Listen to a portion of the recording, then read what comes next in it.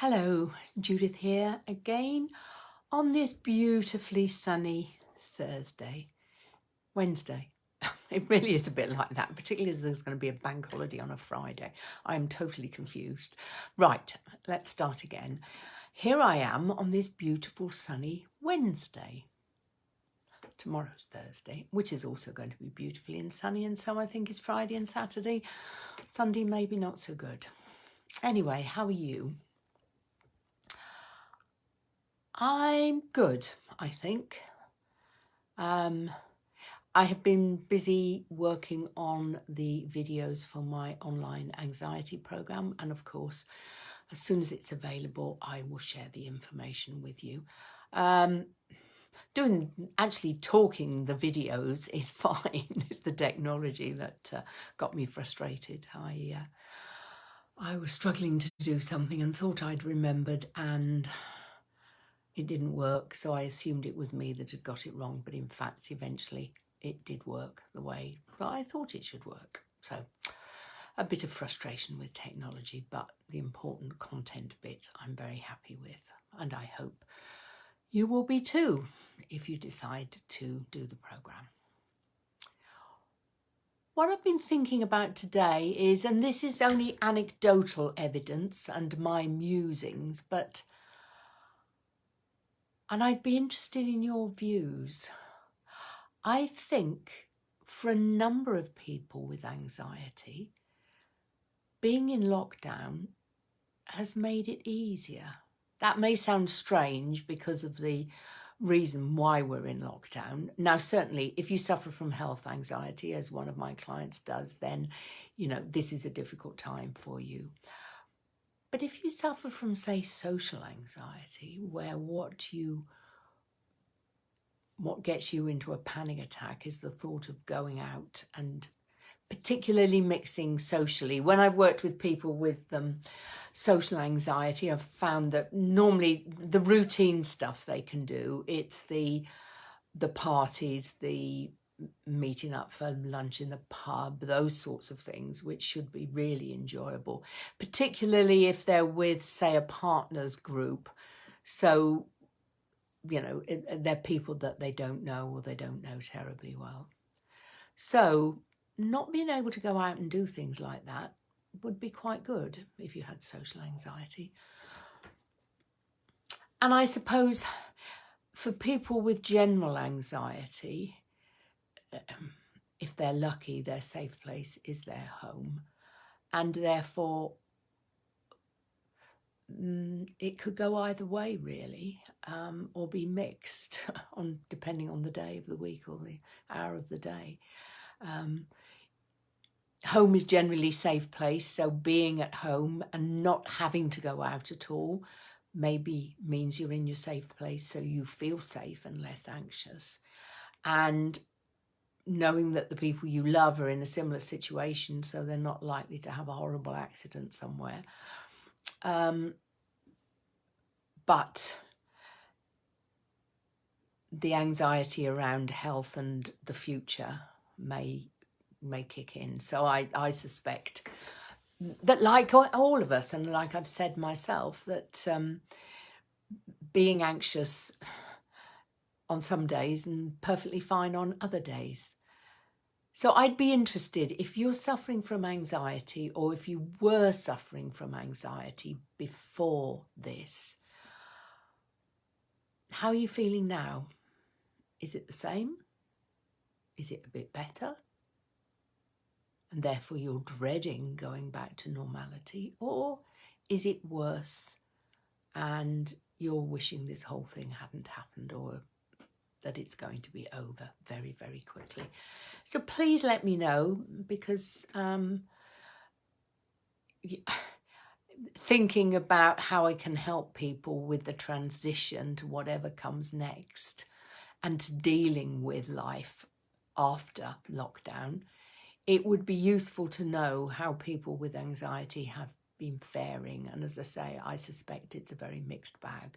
For some, they feel calmer and more relaxed because they're at home and there's no pressure to go and do anything anywhere. And certainly if they're anxious about work, maybe that's less because they're either on furlough or working from home and not having to go into the office.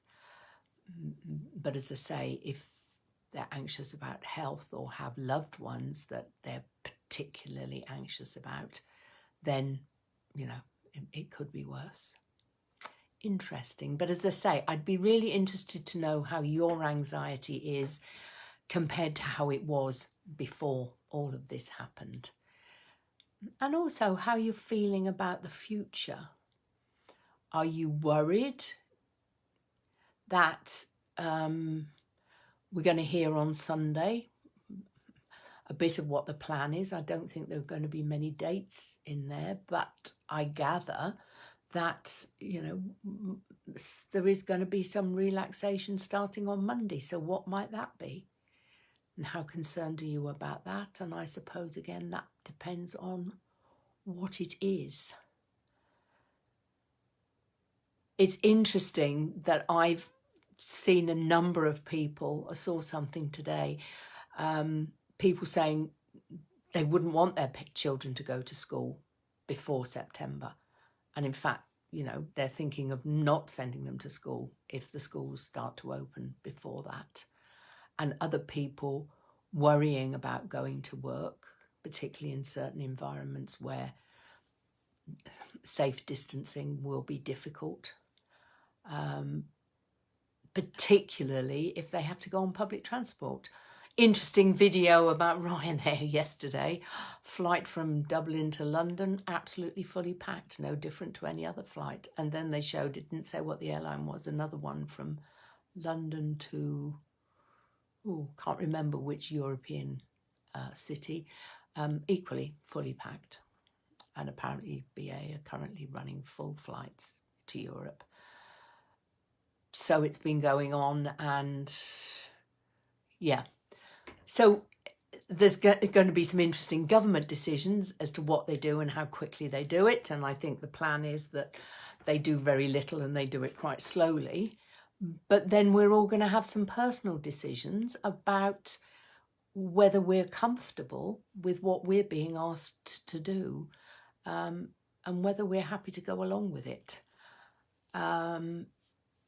Yeah, and that will have implications one way or the other with the health and the economy situations. So a lot of uncertainty ahead, and for those with anxiety, uncertainty is the thing that worries them most. There's plenty of opportunities for developing nightmare scenarios when there's uncertainty, and it's something that people with anxiety commonly do. The technical term is catastrophization. So starting to think something like, oh, well, what will happen if the schools open and I have to send my child to school, and then going down the route of, and he'll be mixing with other children and adults, and if he catches the virus, then he'll bring it home. And if we've started to mix with the rest of our family, what about our elderly parents? And they're going to end up in hospital on a ventilator and die, and that's catastrophization. Taking a what if to its worst possible conclusion. And what we do, how we do anxiety, is by believing our thoughts. We think our thoughts are facts, whereas in fact they are just often random musings that have come into our head, as I started this video with. Our thoughts aren't facts. They're very often heavily determined by past experience and automatic reactions to situations. When I'm teaching mindfulness, we talk about something happens and you react to it. And for many, many things, you will have automatic reactions to certain situations. The example we use on the course is you're walking along a street and you wave and say hello to somebody and they ignore you. And in the course, I ask people, how does this make them feel? And some people say, well, he obviously didn't see me. Other people say, How rude. Who does he think he is? And people with anxiety, and certainly people with depression and low self-esteem, often say, I wonder what I've done to upset him. I wonder why he ignored me. What's wrong? What did I say the last time we met? Have I said anything to anybody else or done anything that would have got back to it? And then you're off on that train of thought that says, you know, I have no friends at all. Nobody likes me. Everybody hates me. And that will have become automatic. It's interesting to watch how you react to certain situations, and there is an assumption made in the middle between the thing happening and you reacting. There is an interpretation of the situation. So the guy who was walking down the street and ignored us almost certainly didn't see us, but one set of people get really angry about being ignored and the other set think they're worthless and nobody likes them. And there's no evidence for either of that. So whatever either of them are thinking is not true. So your thoughts are not true. They're not facts necessarily. And to base decisions upon them is interesting, let's put it like that. But certainly to allows the wrong word, to get into the habit of thinking very negative thoughts and getting into a spiral of thinking negative thoughts and then feeling very negative and down and then behaving in a particular way that is unhelpful, gets you into a vicious circle, which takes you down and down and down. And it's all based upon your thoughts, which probably weren't true anyway, probably weren't facts. And I'll leave you with the most interesting fact, which is they are your thoughts. And you have a choice about what thoughts you think. And I don't know what I thought, where I thought my thoughts came from before I knew any of this. Well, you know, because I'm exactly the same. You think, well, it's as if your thoughts are separate from you or sort of blown into your ears by accident. But they're your thoughts.